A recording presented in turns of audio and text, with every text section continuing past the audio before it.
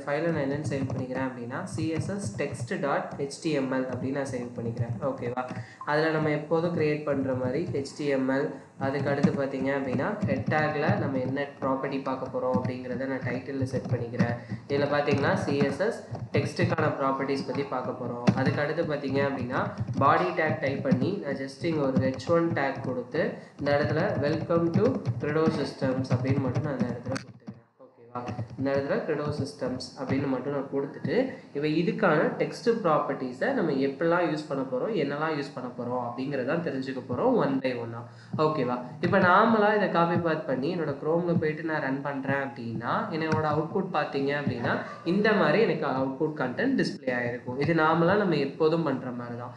அதில் இப்போ text properties அப்படின்னு வரும்போது டெக்ஸ்ட்டுக்குன்னு சொல்லி சில பல ப்ராப்பர்ட்டிஸ் இருக்குது. ஓகேவா? என்ன அப்படிங்கிறத ஒன் பை ஒன்னாக லிஸ்ட் அவுட் பண்ணலாம். ஃபர்ஸ்ட் ஆஃப் ஆல் நான் இதை இன்டர்னல் ஸ்டைல் ஷீட்டில் எழுதிக்கிறேன். ஸ்டைல் அப்படிங்கிற டேகை யூஸ் பண்ணி அதில் பார்த்தீங்கன்னா h1 டேக்கில் எனக்கு என்ன பண்ணணும் அப்படிங்கிறத நான் இந்த இடத்துல மென்ஷன் பண்ண போகிறேன். என்ன பண்ணியிருக்கேன் அப்படின்னா ஜஸ்ட்டு h1 டேக்கில் இருக்கக்கூடியதுக்கு கலர் செட் பண்ணுறேன். இப்போ இந்த இடத்துல போயிட்டு கலர் அப்படின்னு நான் கொடுத்து எனக்கு என்ன கலர் வேணும்னு சொல்கிறேனோ அந்த கலர் வந்து எனக்கு அப்பியர் ஆயிடும்.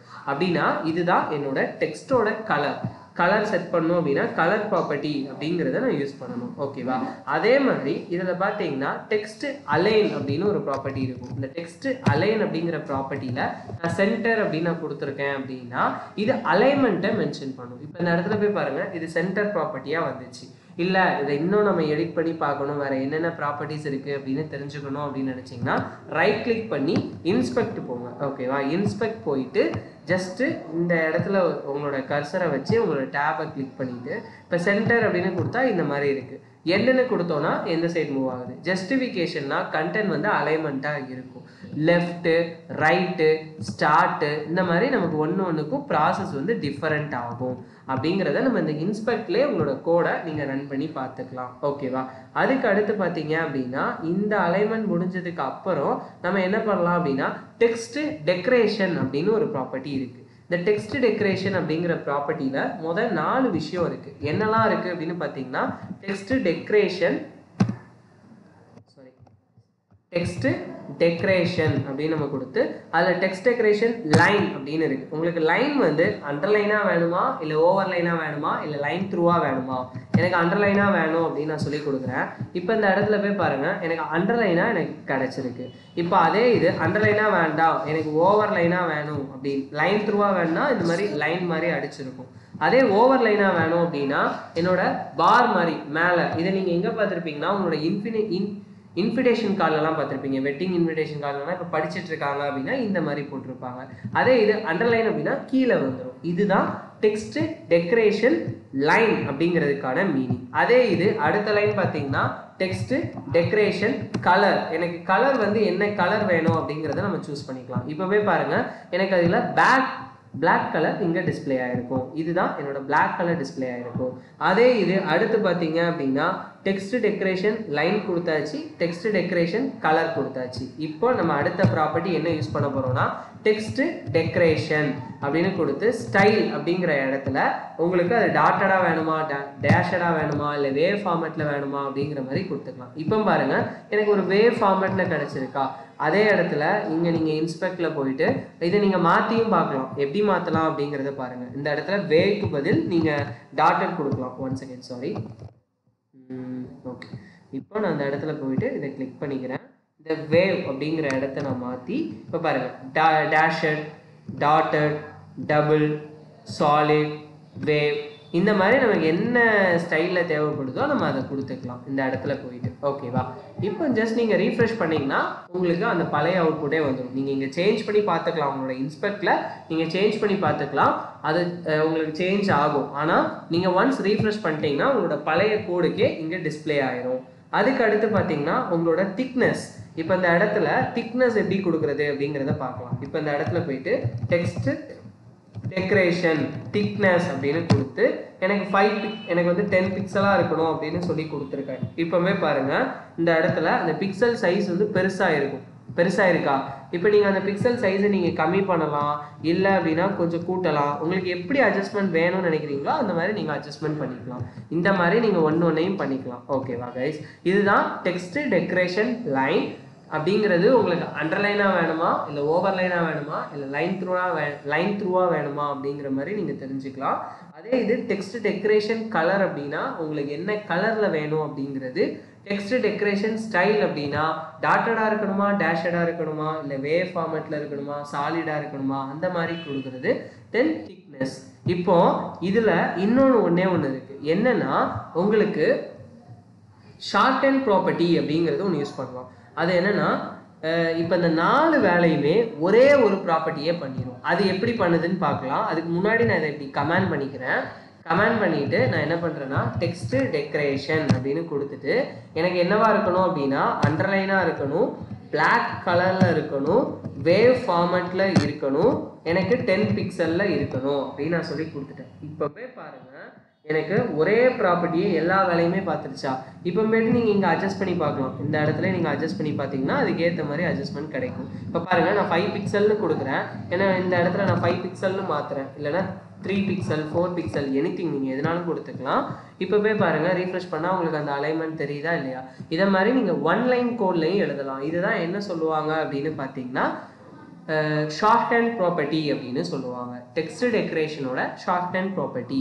இதுக்கப்புறம் பார்த்தீங்க அப்படின்னா டெக்ஸ்ட் டிரான்ஸ்ஃபார்ம் அப்படின்னு ஒன்று இருக்குது. இந்த இடத்துல போயிட்டு டெக்ஸ்ட் டிரான்ஸ்ஃபார்ம் அப்படின்னு நம்ம கொடுத்தோம் அப்படின்னா உங்களுக்கு அப்பர் கேஸாக இருக்கணுமா, லோயர் கேஸாக இருக்கணுமா, இல்லை கேபிட்டலைஸாக இருக்கணுமா அப்படிங்கிற மாதிரி இருக்கும். இப்போ பாருங்கள் அப்பர் கேஸ்னு கொடுத்துருக்கேன், எல்லாமே அப்பர் கேஸுக்கு மாறிடுச்சா.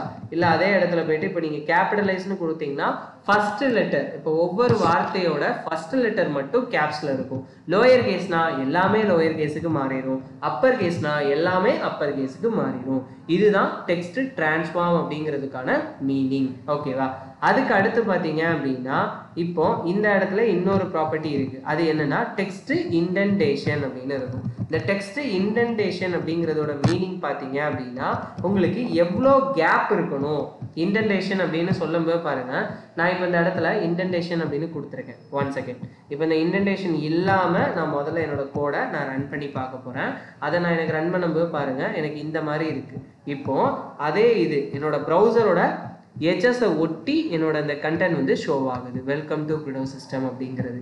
நான் இப்போ போயிட்டு நான் என்ன பண்ணுறேன் அப்படின்னா இந்த இடத்துல என்னோட டெக்ஸ்ட் இண்டென்டேஷன் அப்படிங்கிற ப்ராப்பர்ட்டியை நான் ஆட் பண்ணுறேன். அதில் போயிட்டு நான் ஒரு 40 பிக்சல் அப்படின்னு கொடுத்துருக்கேன்.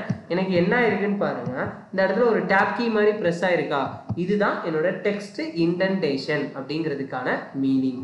அதுக்கு அடுத்து பார்த்தீங்க அப்படின்னா பேக் ஸ்பேசிங் அப்படின்னு ஒன்று இருக்கும். இந்த இடத்துல போயிட்டு பேக் ஸ்பேசிங் 20 பிக்சல் அப்படின்னு இருக்கும். அப்படின்னா ஒவ்வொரு வார்த்தைக்கும் எனக்கு 20 பிக்சல் தள்ளி போய்க்கோ அப்படின்னு அர்த்தம்.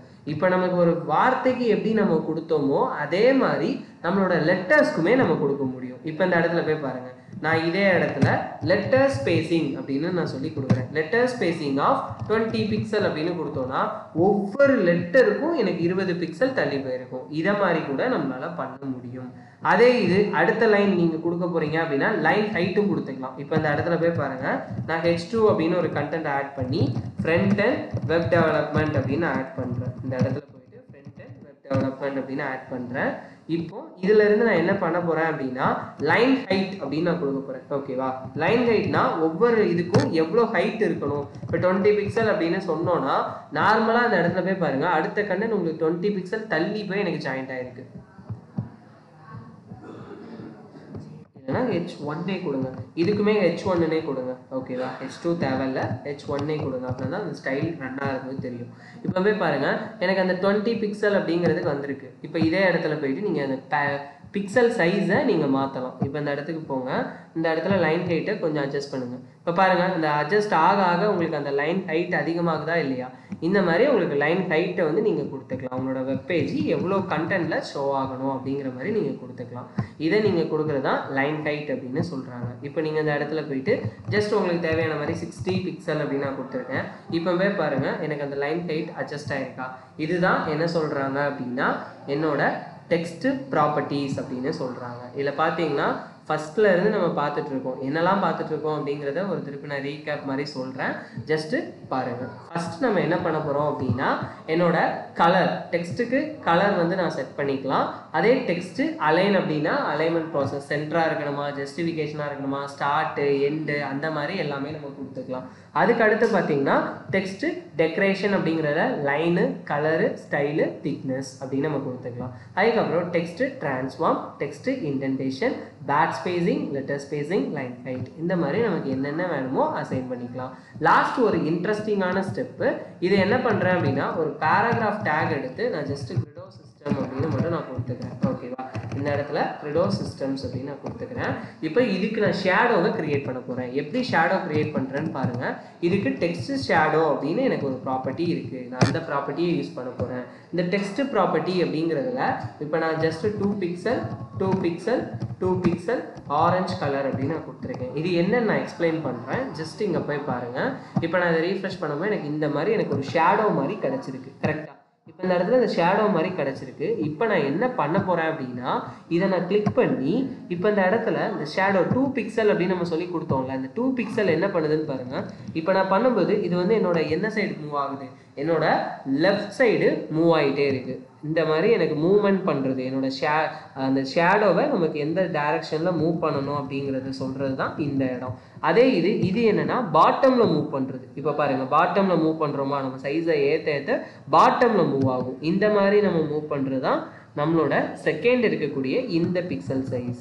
அதே இது அடுத்து இருக்கக்கூடியது பிளரிங் ஆப்ஷன். இப்போ பாருங்கள், முன்னாடி இருந்தது இப்படி இருக்கும். உங்களுக்கு நீங்கள் எதுவுமே கொடுக்கலாம், இப்படி இருக்கும். 1 கொடுத்தீங்கன்னா இந்த மாதிரி பிளர் ஆகும், 2 கொடுத்தீங்கன்னா இந்த மாதிரி பிளர் ஆகும், 3 கொடுத்தீங்கன்னா இந்த மாதிரி பிளர் ஆகும். இல்லை உங்களுக்கு தேவையான கலர் சேஞ்ச் பண்ணணும் அப்படின்னா இந்த மாதிரி கலர்ஸுமே நீங்கள் சேஞ்ச் பண்ணிக்கலாம். இதுதான் டெக்ஸ்ட் ஷேடோ அப்படின்னு சொல்கிறாங்க. இதே மாதிரி உங்களுக்கான யூஸ்ஃபுல்லான வீடியோஸ் வேணும் அப்படின்னா கிரிடோ சிஸ்டம் சேனலை லைக் பண்ணுங்கள், ஷேர் பண்ணுங்கள், சப்ஸ்கிரைப் பண்ணுங்கள். இதே மாதிரி உங்களுக்கு ஐடி கம்பெனியில் நீங்களும் ஒரு ஜாப் போகணும் அப்படின்னு நினச்சிங்கன்னா ஸ்க்ரீனில் தெரிகிற இந்த நம்பருக்கு காண்டாக்ட் பண்ணி உங்களோட டவுட்ஸ் அண்ட் கிளாரிஃபிகேஷனை நீங்கள் கிளியர் பண்ணிக்கலாம் கைஸ். தேங்க்யூ, பாய். நெக்ஸ்ட் வீடியோவில் பார்க்கலாம்.